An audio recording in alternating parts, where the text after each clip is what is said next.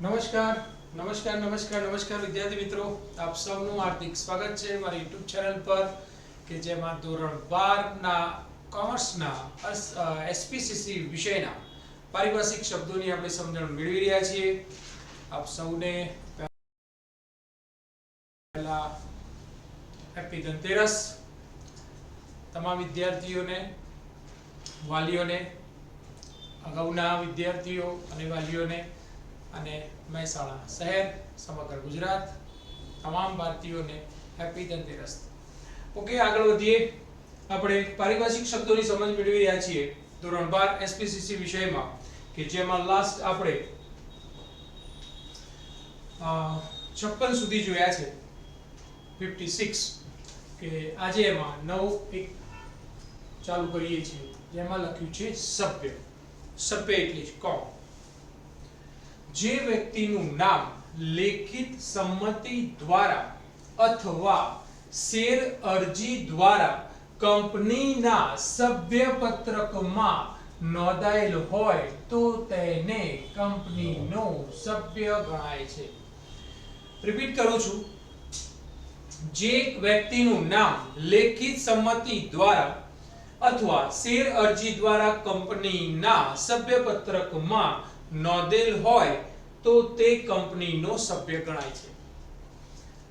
Company ધારા 1956 ના જણાવ્યા મુજબ જે વ્યક્તિએ કંપનીના આવેદન પત્રમાં સહી કરી સભ્ય થવા લેખિત સંમતિ માંગી હોય તો તેને, અને જે અન્ય વ્યક્તિને કંપનીના સભ્ય થવા લેખિત સંમતિ આપી હોય તો તે કંપનીનો સભ્ય ગણાય છે. રિપીટ કરી લઉં છું. 1956 ના કંપની ધારા મુજબ જે વ્યક્તિએ કંપનીના આવેદન પત્રમાં સહી કરી સભ્ય થવા લેખિત સંમતિ આપી હોય અને જે અન્ય વ્યક્તિએ કંપનીના સભ્ય થવા લેખિત સંમતિ આપી હોય તો તે કંપનીનો સભ્ય ગણાય છે.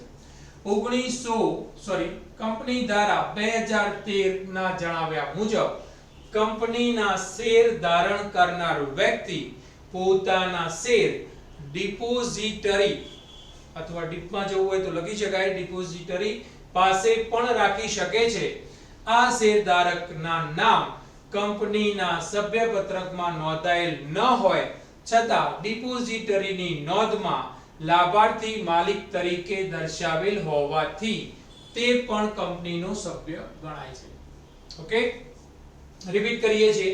કંપની ધારા 2013 મુજબ કંપનીના શેર ધારણ કરનાર વ્યક્તિ એટલે શેર હોલ્ડર પોતાના શેર ડિપોઝિટરી પાસે પણ એ શેર રખાવી શકે છે.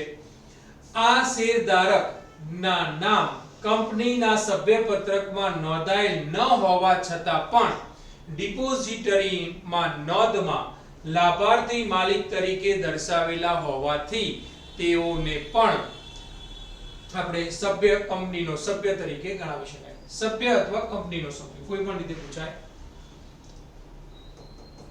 શેર હોલ્ડર, જે વ્યક્તિ કંપનીના શેર ધરાવતી હોય તે વ્યક્તિને કંપનીને શેર હોલ્ડર, કંપનીનો શેર હોલ્ડર ગણાય છે. રિપીટ કરું છું. જે વ્યક્તિ કંપનીના શેર ધરાવતી હોય, જે વ્યક્તિ કંપનીના શેર ધરાવતી હોય તે વ્યક્તિને શેર હોલ્ડર અથવા કંપનીનો શેર હોલ્ડર ગણાય છે. સ્વેટ ઇક્વિટી શેર, કંપની તેના કર્મચારીઓ અને વિશિષ્ટ જ્ઞાન ધરાવતા કર્મચારીઓને વટાવથી અથવા રોકડ સિવાય અવેજથી શેર ફાળવણી કરે આપે તો તેને સ્વેટ ઇક્વિટી શેર કહે છે. રિપીટ કરું છું. કંપની તેના કર્મચારીઓ અને વિશિષ્ટ જ્ઞાન ધરાવતા કર્મચારીઓને અથવા અધિકારીઓને વટાવથી અથવા રોકડ સિવાયના અવેજથી જે શેર ફાળવે છે તેને સ્વેટ શેર કહે છે. સ્વેટ ઇક્વિટી શેર કહે છે. હજુ એક વખત રિપીટ કરી લઈએ, જોઈ લેજો, સાથે કરી લેજો. કહ્યું છે તમને અગાઉ પણ નોટબુક રાખજો, સાથે લખી લેજો, જરૂર લગાય જણાય ત્યાં આગળ તમે વિડિયોને અટકાવીને પોઝ કરીને લખી શકો છો. ઓકે, રિપીટ કરું. Sweat equity share.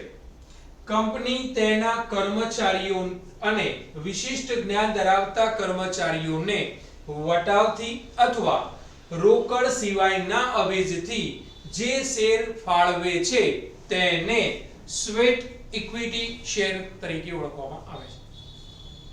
સંચાલક મંડળ board of directors share holder દ્વારા નિયુક્ત પ્રતિનિધિઓ કે સંચાલકો સંયુક્ત રીતે કંપનીનું સંચાલન કરે છે જેને સંચાલક મંડળ તરીકે ઓળખવામાં આવે છે.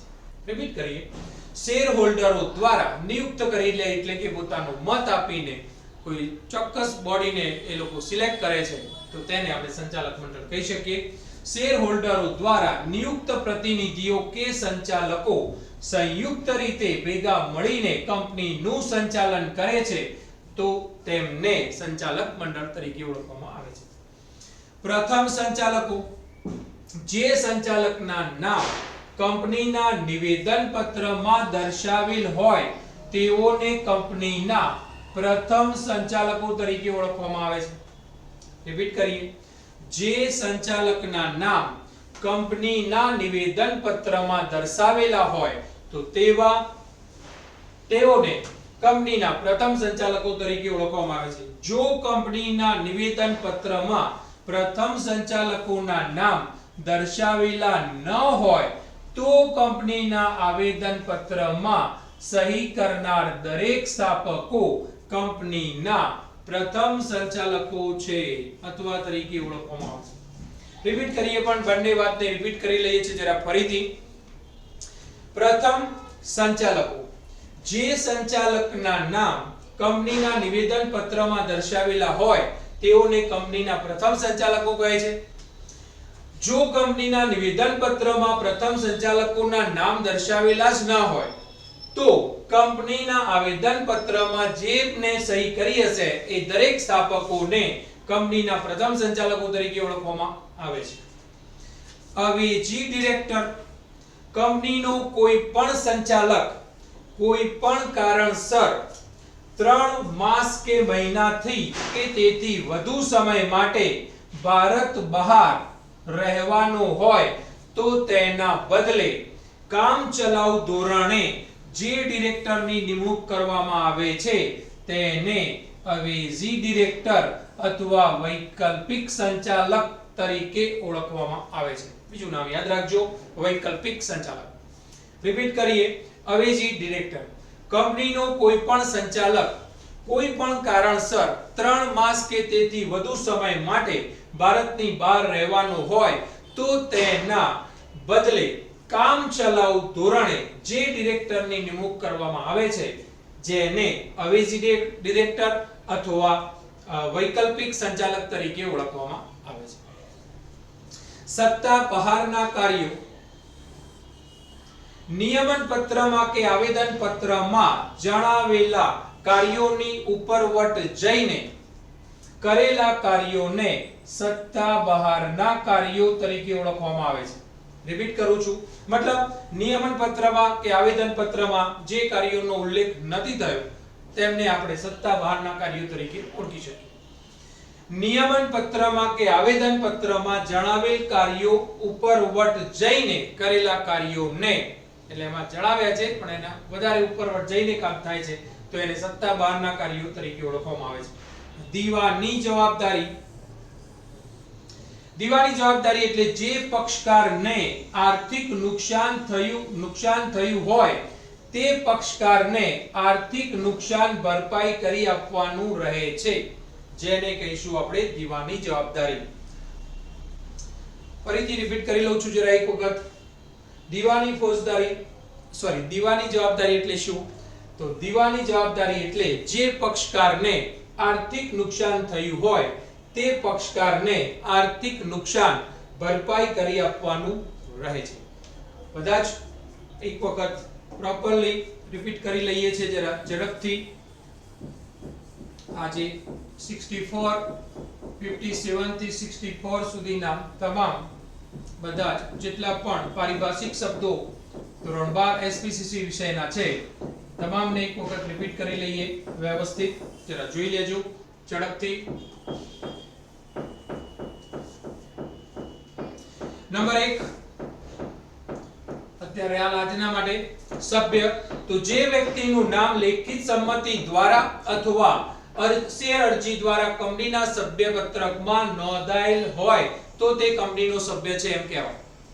1956 ના કંપની ધારા મુજબ જે વ્યક્તિએ કંપનીના આવેદન પત્રમાં સહી કરી સભ્ય થવા લેખિત સંમતિ આપી હોય અથવા આપવામાં આવી હોય અને જે અન્ય વ્યક્તિએ કંપનીના સભ્ય થવા લેખિત સંમતિ આપી હોય તો તેને આપણે કંપનીનો સભ્ય ગણી શકાય. એક વખત કંપની ધારા 2013 મુજબ કંપનીના શેર ધારણ કરનાર વ્યક્તિ પોતાના શેર ડિપોઝિટરી પાસે પણ રાખી શકે છે. આ શેરધારકના નામ કંપનીના સભ્યપત્રકમાં નોંધાયેલ ન હોવા છતાં ડિપોઝિટરીની નોંધમાં રહેતા હોય તો લાભાર્થી માલિક તરીકે દર્શાવેલા હોવાથી તેઓને પણ કંપનીનો સભ્ય કે સભ્ય તરીકે ઓળખવામાં આવે છે. ભૂલાય નહીં જરા. શેર હોલ્ડર જે વ્યક્તિ કંપનીના શેર ધરાવતી હોય તે વ્યક્તિને કંપનીનો શેર હોલ્ડર કહે છે. સ્વેટ ઇક્વિટી શેર કંપની તેના કર્મચારીઓ અને વિશિષ્ટ જ્ઞાન ધરાવતા અધિકારીઓ કે કર્મચારીઓને વટાવથી અથવા રોકડ સિવાયના એટલે કેશ નથી આપવાની એ સિવાયની અવેજીથી જો શેર ફાળવે છે તો તેને સ્વેટ ઇક્વિટી શેર તરીકે ઓળખવામાં આવે છે. સંચાલક મંડળ board of directors share holder દ્વારા નિયુક્ત પ્રતિનિધિઓ કે સંચાલકો સંયુક્ત રીતે કંપનીનું સંચાલન કરે છે જેઓને અથવા જે સંચાલક મંડળ તરીકે ઓળખવામાં આવે છે.